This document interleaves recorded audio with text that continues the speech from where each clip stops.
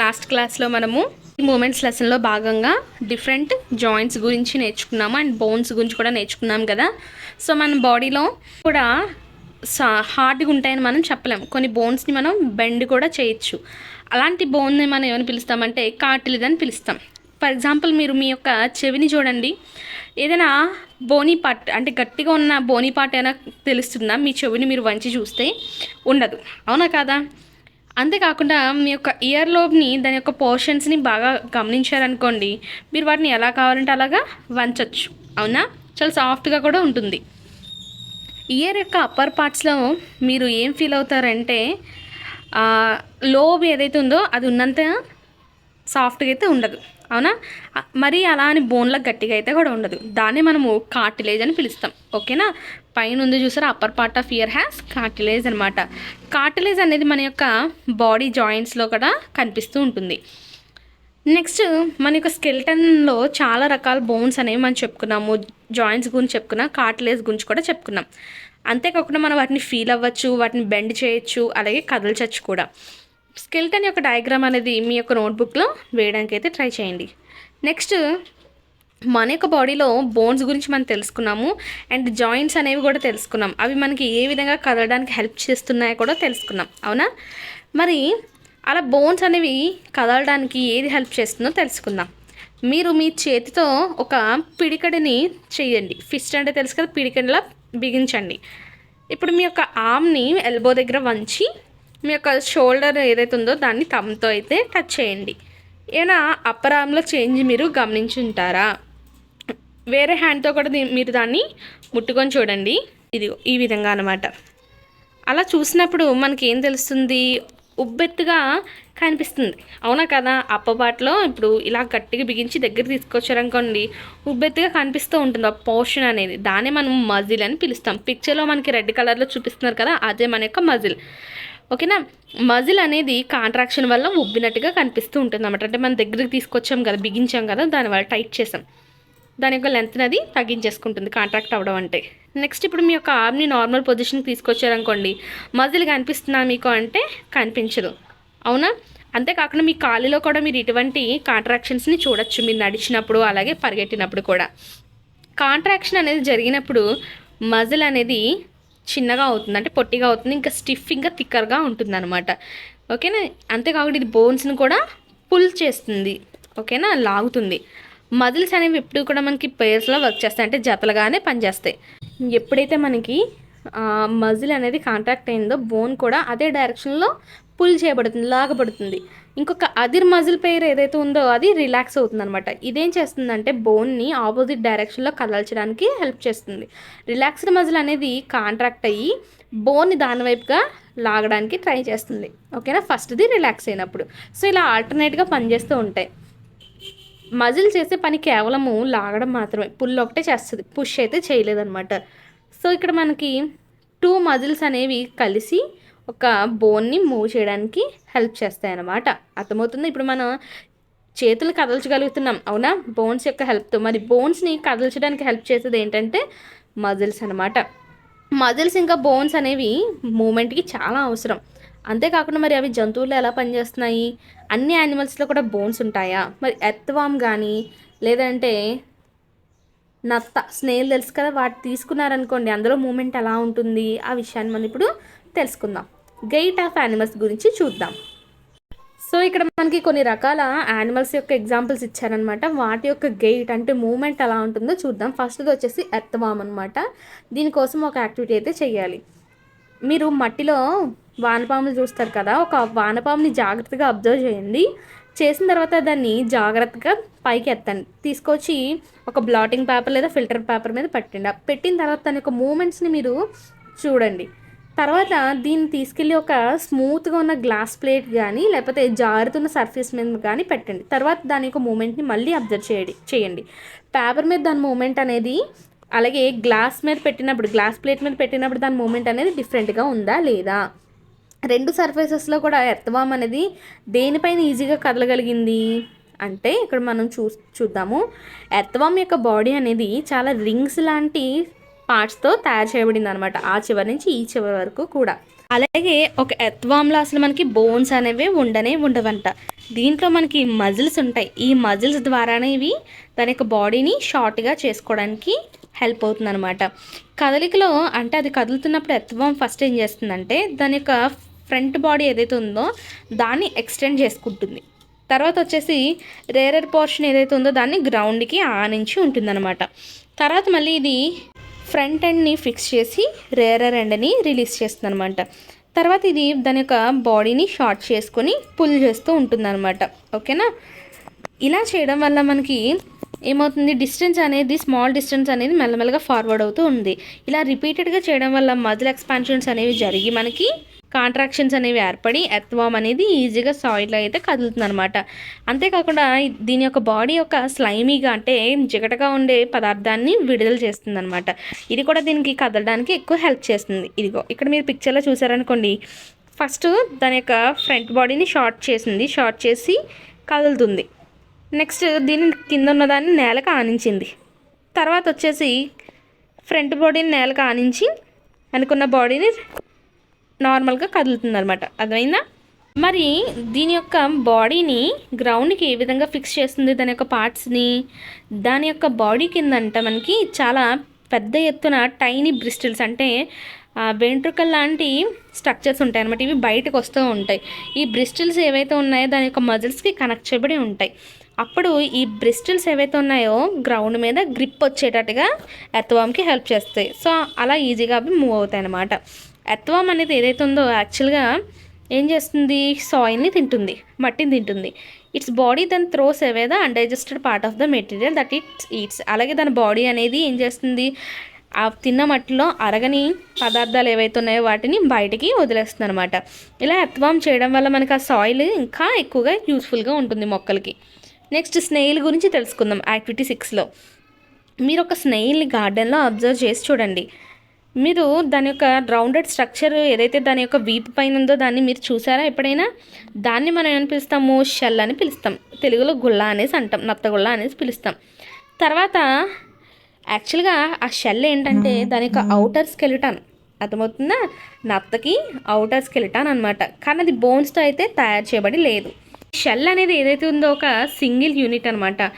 అది ఏమాత్రము కూడా దానికి కదలడానికి హెల్ప్ అయితే చేయదు. ఓకేనా? It has to be dragged along. పాపం నత్త చచ్చినట్టుగా ఆ నత్తగుళ్ళని మోసుకొని వెళ్ళాల్సిందే.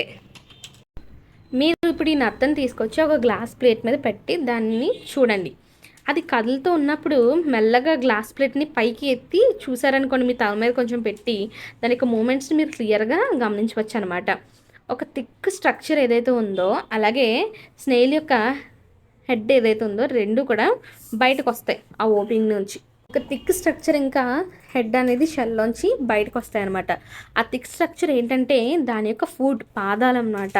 ఈ పాదాలు అనేవి చాలా గట్టిగా ఉన్న మజిల్స్తో అయితే తయారు చేయబడ్డాయి, అంటే బలమైన మజిల్స్తో తయారు చేయబడ్డాయి. ఇప్పుడు మెల్లగా ప్లేట్ని కొంచెం పక్కకు వంచండి, గ్లాస్ ప్లేట్ని. అలా మీరు ఎప్పుడైతే కదిల్చారో ఆటోమేటిక్గా దాని యొక్క పాదాల యొక్క వేవీ మోషన్ కూడా మీరు గమనించవచ్చంట.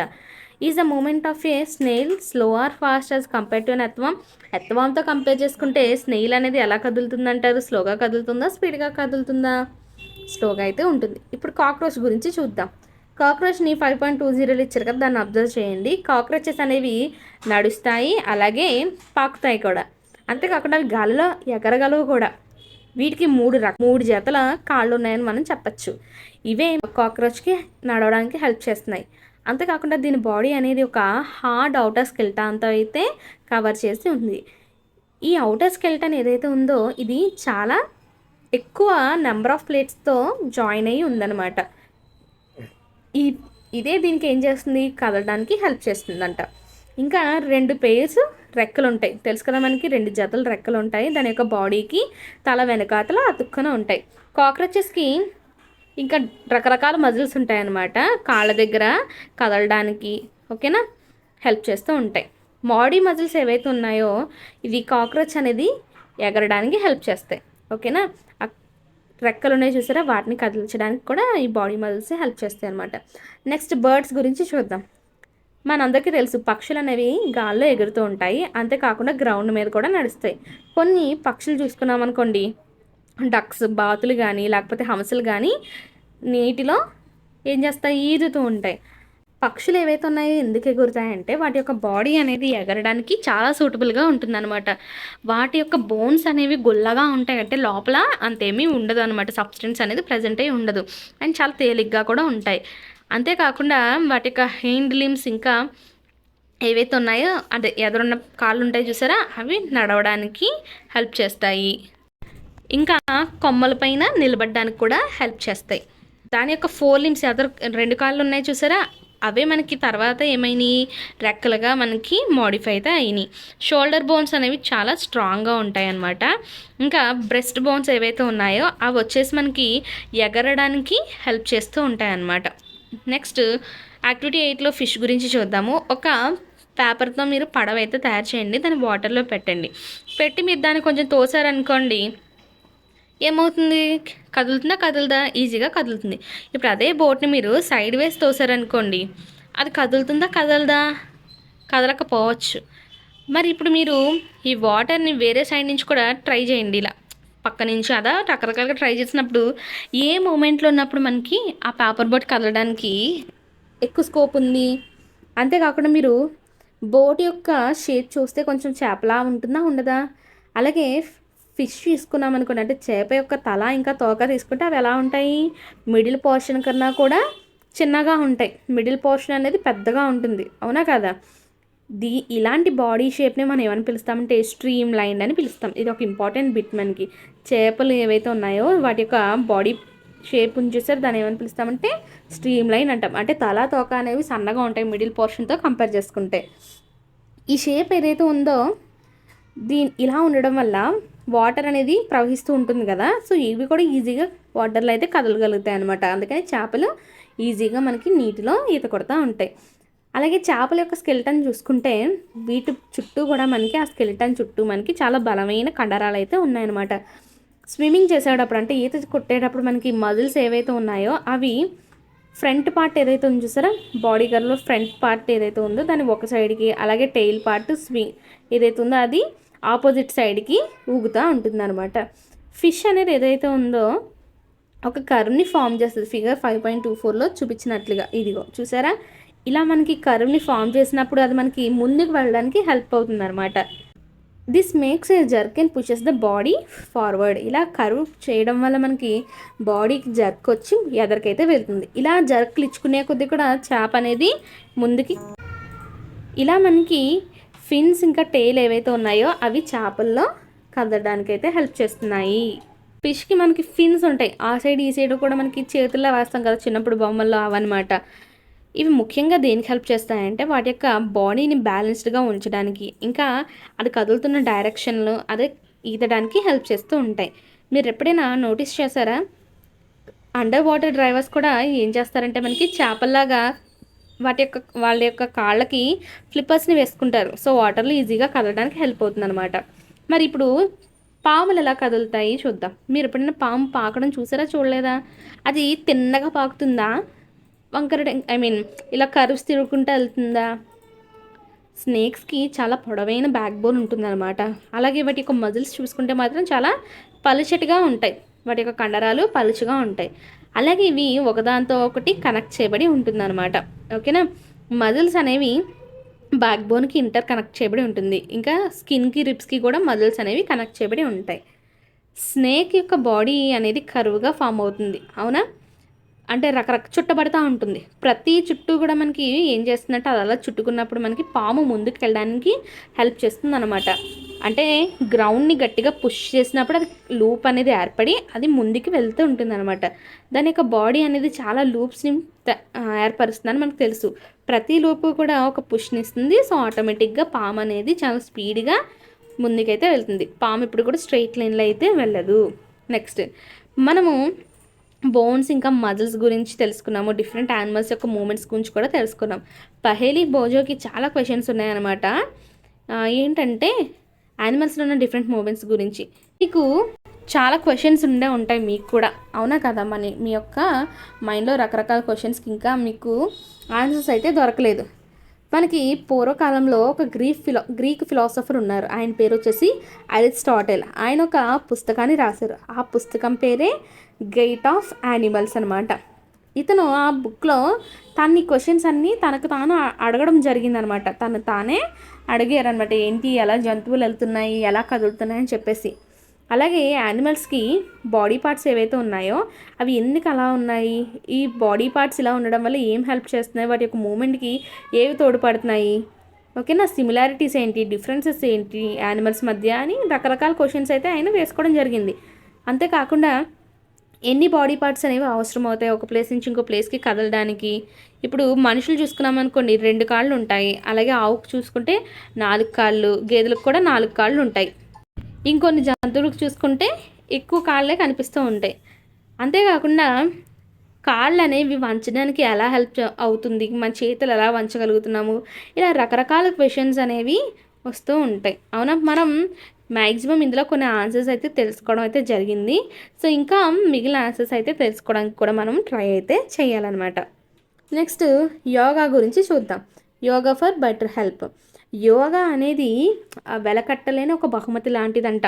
మన యొక్క పురాతన కాలంలో ఇండియాలో ఇదొక సాంప్రదాయం, ఓకేనా.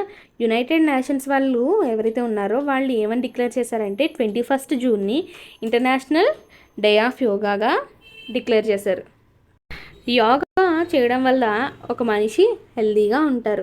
అంతేకాకుండా ఇది దేనికి హెల్ప్ చేస్తుందంటే మన బ్యాక్ బోన్ అనేది వంగిపోకుండా తిన్నగా ఉండేటట్టు హెల్ప్ చేస్తుంది.